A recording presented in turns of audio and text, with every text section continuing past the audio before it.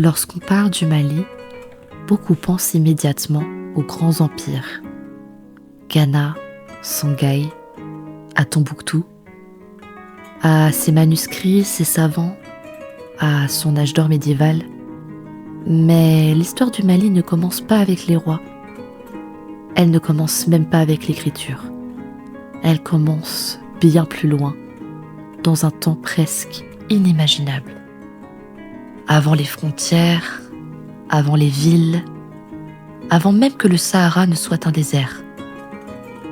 Il y a des centaines de milliers d'années, le territoire que nous appelons aujourd'hui le Mali faisait partie d'un monde radicalement différent. Un Sahara vert parcouru par des fleuves, peuplé d'animaux, habité par les premiers groupes humains. C'est ici, sur ces terres d'Afrique de l'Ouest, que l'humanité a appris à survivre, à s'adapter et à créer, à tailler la pierre, à maîtriser le feu, à inventer la poterie, parfois avant même d'autres régions du monde. Dans cette vidéo, nous allons remonter le temps, très loin dans le temps.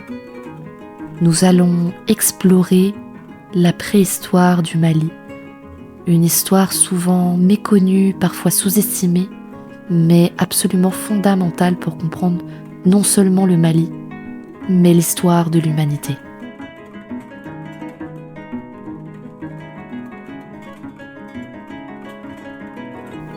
Aouni Sokoma, bonjour.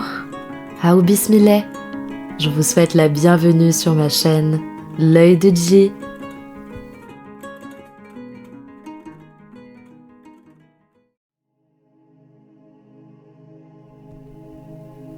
Prenez un instant, installez-vous confortablement là où vous êtes, que vous soyez chez vous, dans votre canapé, votre lit, en train de manger, dans les transports. Prenez le temps de vous poser. Laissez le rythme ralentir, laissez le bruit du quotidien s'éloigner doucement. Dans les prochaines minutes, il ne sera plus question de vitesse ni d'actualité, mais de temps long, très long. Un temps qui se compte en milliers, parfois en millions d'années. Nous allons remonter le fil du temps, pas à pas, pour explorer une histoire ancienne, profonde et souvent oubliée. Je vous souhaite un bon visionnage.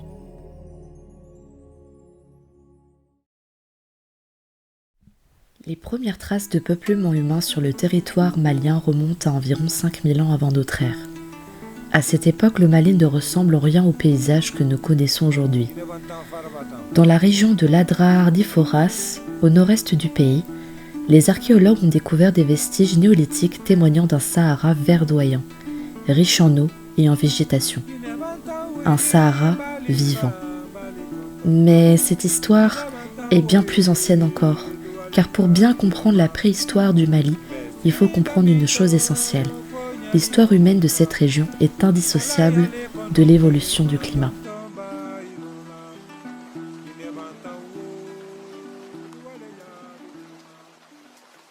Pendant des centaines de milliers d'années, voire des millions d'années, le Sahara a connu des phases très différentes. Des périodes humides, puis des périodes arides qui se sont succédées lentement. Les premiers peuplements humains de la région ne viennent pas des forêts équatoriales, mais bien du Sahara lui-même, à une époque où celui-ci était fertile. Avec les changements climatiques progressifs, les populations ont été contraintes de migrer, de s'adapter, de se déplacer vers des zones plus accueillantes comme le Sahel, le Maghreb et les vallées fluviales. Ce processus s'est déroulé sur une durée vertigineuse, près de 2 millions d'années, soit environ 80 000 générations humaines. Sur ce temps extrêmement long, les sociétés humaines ont développé des savoir-faire essentiels. La chasse, la fabrication d'outils, l'organisation sociale et plus tard, la sédentarisation. C'est pourquoi les chercheurs considèrent aujourd'hui que la région du Mali a été l'un des grands foyers d'innovation du néolithique africain.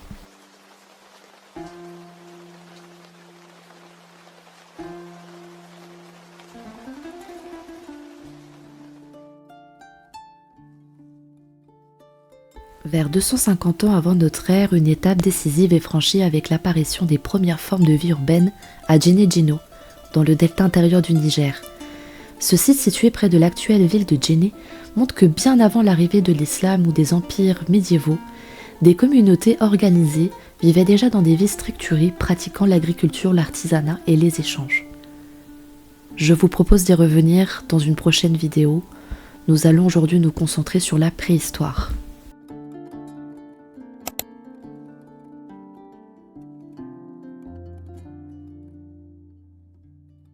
Le Mali est aujourd'hui reconnu comme un territoire archéologique majeur, dont une grande partie reste encore à explorer.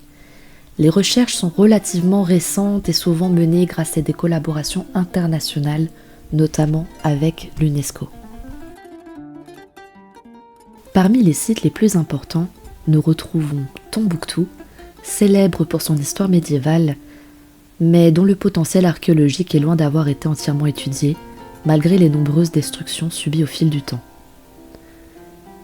Tondidarou, un site mégalithique situé à 150 km de Tombouctou, près de l'ancien lac Takidji.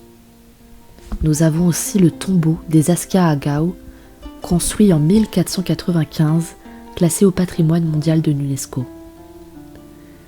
Nous retrouvons également la région de Djenné, inscrite au patrimoine mondial depuis 1988, puis la vallée de Tilemsi, explorée dans les années 1960, riche en gisements néolithiques. Le plateau de Bandiagara, étudié depuis les années 90, qui a profondément bouleversé notre compréhension de la préhistoire africaine, et le parc national du Baolé, encore partiellement exploré. Avant le Paléolithique, entre 300 millions et 3 millions d'années avant notre ère, la région connaît de profondes transformations géologiques et climatiques. C'est durant cette très longue période que se produit la séparation progressive entre les grands singes et les premiers hominidés, un processus complexe fait de branches parallèles et d'espèces aujourd'hui disparues. Parmi ces premiers hominidés, certaines découvertes ont profondément changé notre vision de l'origine de l'humanité.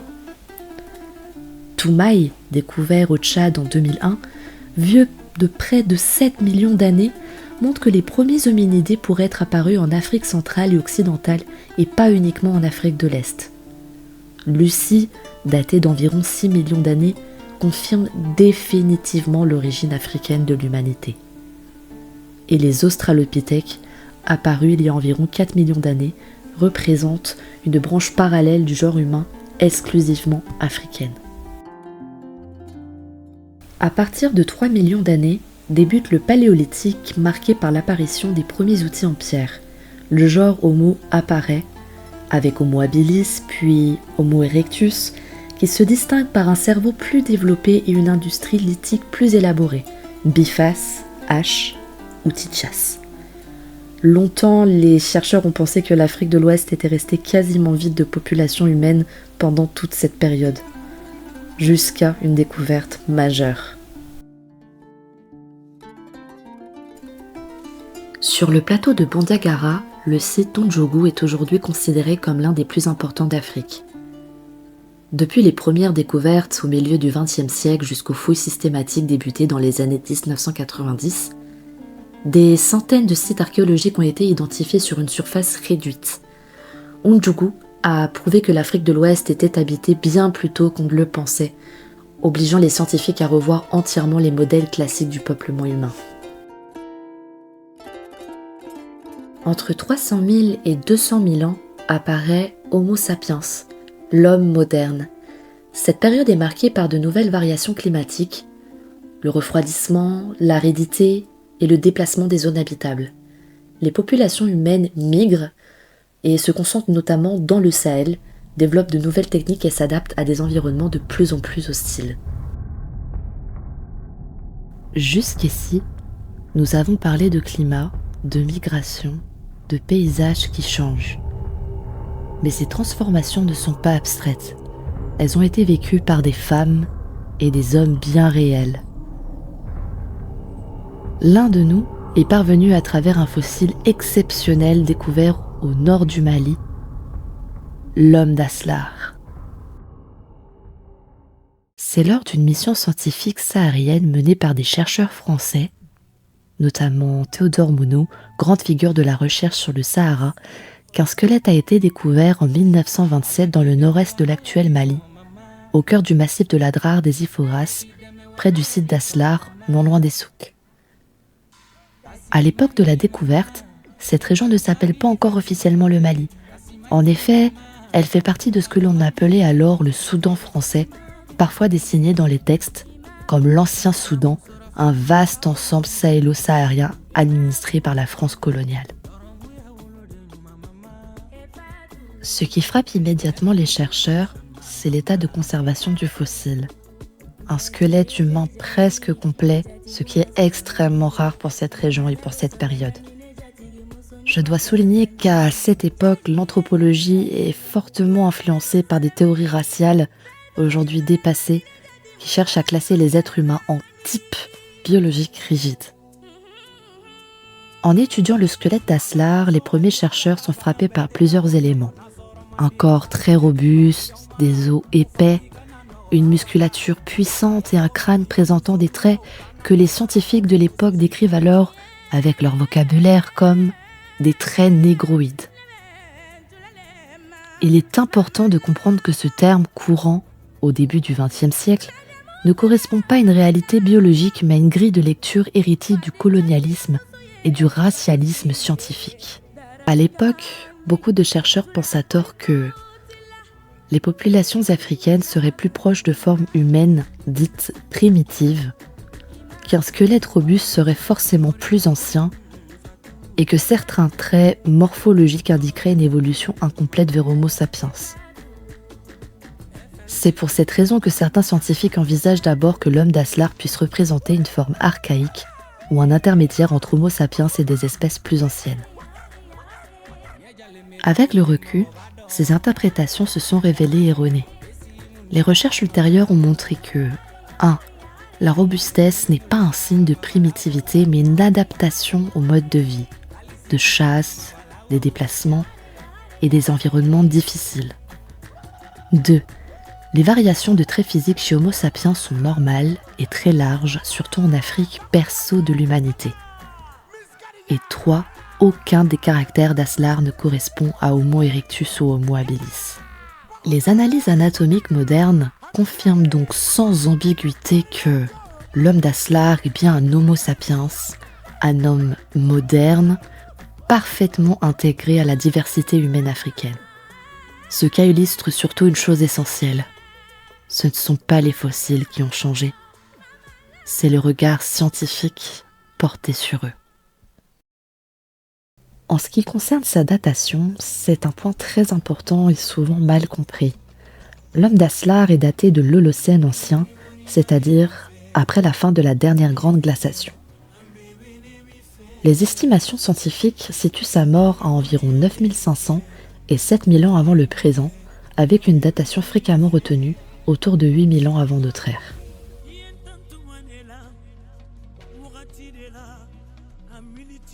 Il a donc vécu à une époque où le Sahara était encore partiellement vert et humide. Des lacs, des rivières et des savanes existaient et des groupes humains vivaient de chasse, de pêche, de cueillette et commençaient à pratiquer l'élevage. Il est très probable que l'homme d'Aslar ait vécu à proximité d'un point d'eau, aujourd'hui disparu, ce qui explique la présence humaine dans une zone actuellement désertique. Autre élément fondamental, l'homme d'Aslar ne semble pas être mort d'une manière accidentelle. Les chercheurs estiment qu'il a été intentionnellement enterré. Cela signifie que son groupe pratiquait déjà des rites funéraires, la mort faisait l'objet d'un traitement symbolique et la communauté accordait une valeur sociale et humaine à ses membres. Lors de mes recherches, je me suis posé une question. Pourquoi n'a-t-on pas retrouvé d'Homo habilis ou d'Homo erectus au Mali ? Alors je vais vous répondre, Homo habilis et Homo erectus sont des espèces beaucoup plus anciennes. Homo habilis apparaît il y a environ 2,5 millions d'années et Homo erectus apparaît il y a environ 2 millions d'années et disparaît vers 300 000 ans. Or, l'homme d'Aslar a vécu il y a seulement 8000 ans environ. À cette époque, Homo habilis et Homo erectus avaient disparu depuis des centaines de milliers d'années. Seul Homo sapiens existait encore. Il est donc normal de ne pas retrouver habilis ou erectus associés à Aslar. Par ailleurs, pour rappel, les fossiles très anciens se conservent mal en Afrique de l'Ouest, à cause des sols acides, l'érosion et des recouvrements sédimentaires complexes. Cela explique pourquoi les fossiles humains anciens y sont rares, même si les outils prouvent une présence humaine très ancienne. L'homme d'Aslar nous place à un moment charnière de l'histoire humaine dans cette région. Nous sommes encore dans un monde de chasseurs, de pêcheurs, de groupes très mobiles vivant au rythme de l'eau et des saisons. Mais autour de lui, quelque chose est déjà en train de changer. Peu à peu, les hommes ne se contentent plus seulement de suivre la nature, ils commencent à la transformer. C'est à cette période que l'on voit apparaître de nouveaux gestes, de nouveaux objets et surtout une nouvelle manière de vivre. Nous entrons alors dans ce que les archéologues appellent le néolithique, une période marquée par l'apparition des premières céramiques, d'outils plus spécialisés et des débuts de la sédentarisation. Dans l'Adrar des Iphoras, au nord-est du Mali, les archéologues ont mis au jour des vestiges néolithiques majeurs. Outils de pierre, restes habitats, traces de poterie, ces découvertes prouvent qu'au 5e millénaire avant notre ère, cette région aujourd'hui aride était un espace de vie actif, parcouru par des groupes humains organisés. On y retrouve notamment des grattoirs en pierre, des pointes de chasse, des fragments de céramique et parfois des gravures rupestres représentant des animaux aujourd'hui disparus du Sahara. Ces images gravées dans la roche sont essentielles. Elles montrent des girafes, des bovins, des scènes de chasse, preuve directe que le Sahara était alors une savane vivante. À environ 150 km de Tombouctou, sur les rives de l'ancien lac Takidji, se trouve le site mégalithique de Tondidarou. Signalé pour la première fois en 1904, il n'est véritablement fouillé qu'à partir de 1980. On y découvre des pierres dressées, des alignements mégalithiques et des structures funéraires complexes. Alors d'ailleurs, qu'est-ce que ça veut dire, alignement mégalithique ? C'est une série de menhirs disposés sur une ou plusieurs rangées qui, dans ce dernier cas, peuvent être parallèles ou divergentes. Les menhirs étant positionnés de manière à suivre les mouvements du soleil, de la lune et des étoiles. Ces monuments suggèrent une société capable d'organisation collective, de rituels, d'une vision symbolique de la mort et du territoire. Tondidarou montre bien que, avant les grandes cités, des communautés du Mali ancien pensaient déjà l'espace, le sacré et la mémoire. L'une des découvertes les plus fascinantes reste Djenedjino. Dans le delta intérieur du Niger, au cœur du Mali, vers 250 ans avant notre ère, ce site révèle quelque chose d'exceptionnel. Une véritable ville, sans palais, sans pyramides, sans architecture monumentale. Voici ce que les fouilles ont mis au jour. Des quartiers d'habitation, des fours, des outils agricoles, des objets artisanaux et des traces d'échanges commerciaux. Djenedjino prouve que l'urbanisation en Afrique de l'Ouest ne copie pas les modèles méditerranéens ou orientaux. Elle suit sa propre logique fondée sur le fleuve Niger, l'agriculture et les réseaux d'échanges locaux. C'est une révolution silencieuse dans l'histoire urbaine mondiale. S'il y a un site qui a changé notre compréhension de la préhistoire ouest-africaine, c'est Ondjougou, sur le plateau de Bandiagara. Les premières découvertes remontent aux années 1950 quand des chercheurs identifient sous des abris rocheux des outils de pierre taillés, des fragments de céramique et des restes d'occupation humaine. Mais c'est à partir de 1993 que les chercheurs deviennent systématiques. Résultat, des centaines de sites archéologiques recensés sur à peine 10 km². On y trouve des outils du paléolithique ancien, des industries lithiques complexes et des traces continues d'occupation humaine sur plusieurs centaines de milliers d'années. Ondjougou est aujourd'hui considéré comme l'un des gisements les plus riches d'Afrique, car il démontre que l'Afrique de l'Ouest était habitée bien plus tôt que ce que l'on croyait. Avant cette découverte, beaucoup pensaient que la région avait été presque vide entre moins 1,8 million d'années et moins 12 000 ans. Ondjougou a littéralement détruit cette hypothèse. Les outils découverts au Mali permettent aussi de suivre l'évolution humaine. On retrouve des galets aménagés simples, des bifaces soigneusement taillées, des haches polies, des armatures de flèches. Et ces objets racontent l'apprentissage de la taille de la pierre, la maîtrise progressive de la chasse, l'adaptation à des environnements changeants. Ils sont associés aux grandes étapes de l'évolution humaine, Homo habilis, puis Homo erectus et plus tard Homo sapiens. Les découvertes archéologiques maliennes montrent une chose essentielle. Le climat est le grand metteur en scène de la préhistoire. À chaque phase d'aridité, les populations se replient, les sites sont abandonnés, les zones de vie se concentrent autour de l'eau, et à chaque phase humide, le Sahara se repeuple, les échanges reprennent, les innovations explosent. Les couches archéologiques d'Ondjougou permettent de lire ces cycles comme les pages d'un livre. Justement, en 2003, sur le site d'Ondjougou, des fragments de poterie sont découverts dans une couche datant du début de l'Holocène. Les datations sont formelles, moins 11 500 ans. C'est plus ancien que le Proche-Orient, la vallée du Nil et la plupart des sites sahariens connus. Au Mali, la céramique apparaît indépendamment très tôt, preuve d'une innovation locale majeure. Et pourtant, malgré toutes ces découvertes, le Mali n'a pas encore livré tous ses secrets. De nombreux sites restent enfouis, inexplorés, parfois menacés par l'érosion, les conflits, le pillage et le manque de moyens. Quand on prend du recul, une chose devient évidente. L'histoire du Mali ne commence pas avec les empires, ni avec les manuscrits, ni même avec les villes. Elle commence avec l'humanité elle-même. Sous le sable du Sahara, sur les plateaux rocheux de Bandiagara, dans le delta intérieur du Niger, le sol malien conserve la mémoire de millions d'années d'adaptation humaine. Des premières pierres taillées aux premières poteries, des migrations forcées par le climat aux grandes innovations culturelles, le Mali a été un espace d'expérimentation humaine majeure. Les découvertes archéologiques nous montrent une vérité essentielle. L'Afrique de l'Ouest n'a jamais été en marge de l'histoire. Elle en est l'un des cœurs anciens.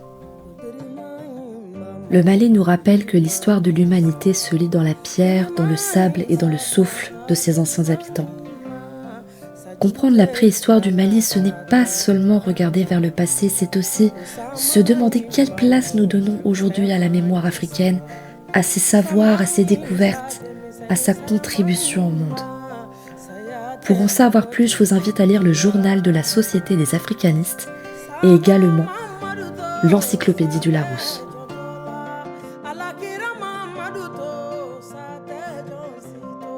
Dans la prochaine vidéo, on continuera notre voyage à travers le temps pour explorer le Mali avant la colonisation, là où ses premières cités, ses grandes civilisations prennent vie. Mali puissancy. Si cette plongée dans le passé vous a captivé, abonnez-vous dès maintenant et activez la cloche pour ne rien manquer de nos prochaines explorations de l'histoire du Mali et de l'Afrique. L'aventure continue. Aukambe!